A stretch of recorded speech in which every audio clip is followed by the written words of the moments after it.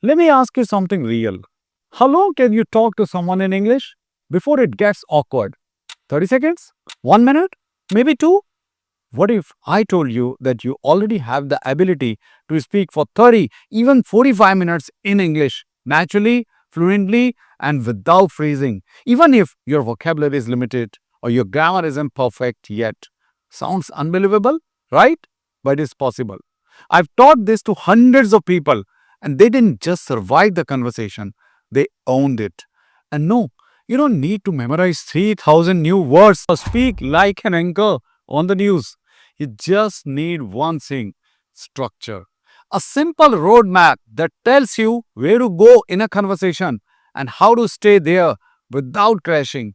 And today, in this video, I'm going to give you that roadmap, a strategy that is so simple and so practical, you will start using it immediately with your friends, colleagues, or even strangers. But here is the thing: I don't want you to just learn this and forget. I want you to experience it. So I'm not going to jump into tips too early. First, I want to paint a picture of what this will feel like when you truly use it. Imagine you're on a train. You sit next to someone you've never met before. You simply politely say hello. Within 10 minutes, you both start talking about where you're from, what you do, your school life, food, movies, anything. The conversation flows like water.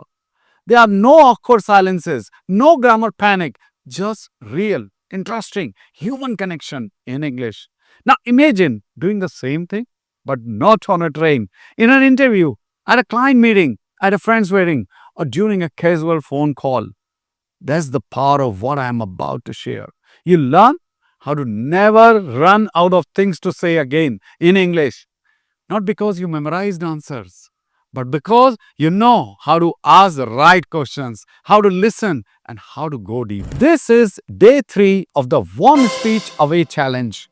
And if you have completed day 1 and day 2, you are already thinking and speaking more than most people who spend months just studying grammar. If you missed those 2 videos, pause after this and check the playlist link in the description. Watch them in order. Now, this challenge is designed to build your fluency step by step. Each day unlocks something powerful. Now, what I'm about to show you today is a conversation framework that I call 10 feet wide and 10 feet deep. And here's why this strategy is so powerful: it allows you to talk to anyone, anywhere, for a long time without needing to be an expert. It works for shy persons, nervous beginners, and even those who blanked out after a few minutes. So, how does it work? I'll explain everything and we'll actually practice it together. Now, this entire value section is in 5 parts. We'll go step by step. Don't just listen, speak along with me, and by the end, you'll surprise yourself. Let's start with how to use the 10 feet wide concept. Now, this is your warm up tool. Think of it like walking through a garden and touching 10 different flowers lightly without stopping too long. It means that when you meet someone, you try to talk about 10 different topics casually, one by one, to keep the conversations fresh and moving.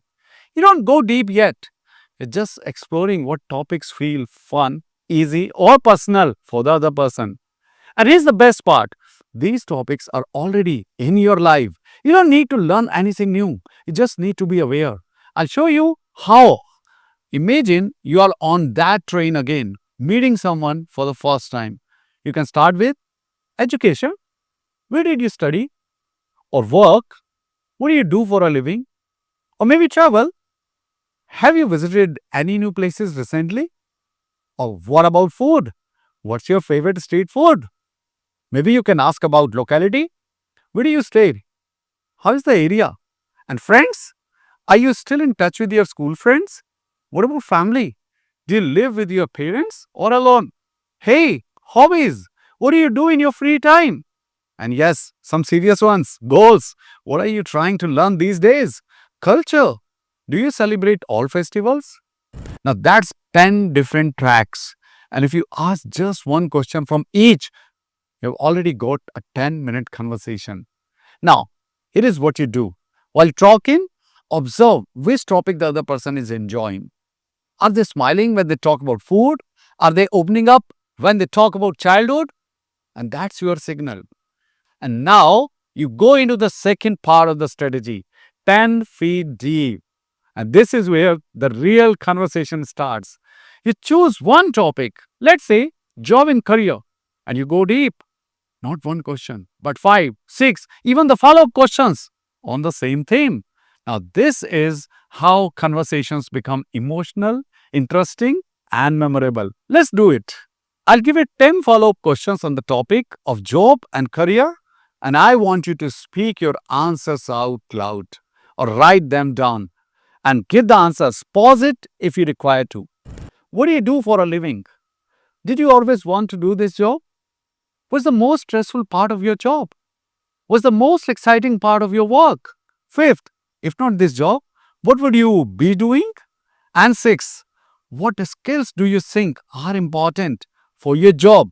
Seventh, do you prefer working alone or in a team? What advice would you give to someone starting in your field? Do you plan to change careers someday? And 10th, what is your long term career goal? Hope you could answer these questions. Okay, now let me show you how to answer the first five. Simply, naturally, the way real people talk. So the first question was, what do you do for a living? The answer can be, I work as an IT manager in a mid-sized tech company. I lead a team of developers and manage software projects for clients. Did you always want to do this job? Second, and the answer can be, not really. I actually wanted to be a game developer when I was in college. But over time, I got interested in leadership and project management. And that's how I moved into this role. And the question, what's the most stressful part of your job? So the answer can be, well, for me, it's dealing with unrealistic deadlines. Sometimes clients expect things to be delivered in 2 days when it actually takes 2 weeks. And the fourth was, what is the most exciting part of your work? The answer can be, when the team finally delivers a complex project and the client is happy. That moment feels amazing. It's a mix of relief and pride. If not this job, what would you be doing? Answer, I would probably be running a small software training company or mentoring young developers. I love teaching. See how natural and easy that was? You weren't speaking like a textbook. You were just being yourself. You didn't need fancy phrases. You needed structures. And now that you have it, you can answer anything. And this is going to help you a lot in interviews because these two techniques will give you a lot of exposure on how to answer a particular question. Now, let's go one step further. I'll give you another set of questions on a different topic. Let's take friends and try answering these. Pause the video if you require. Who was your closest friend in school? Are you still in touch with them? Or what's one memory with your friend you'll never forget? Did you ever fight and stop talking? And then how did you become friends in the first place? Or you can ask, have you made new friends after college? Do you prefer a big group or just one to close friends? And what is one thing you admire in a good friend? Have you ever gone on a trip with your friends? Pause the video and try to answer these. And the last one, if your friend needs help at midnight, will you go? Now, when you ask or answer 10 questions like this, just on one topic, you create deep, rich, meaningful English conversations. And that's how you go from short, awkward replies to real fluency. So here is your day 3 challenge. It's time to go from watching to doing. So the step 1 is choose a speaking partner. Could be your spouse, friend, cousin, or colleague. Step 2, role play like you are strangers who just met on a train. Step 3, use the 10 feet wide method. Explore all 10 journal topics. And step 4, choose 2 or 3 topics and go 10 feet deep.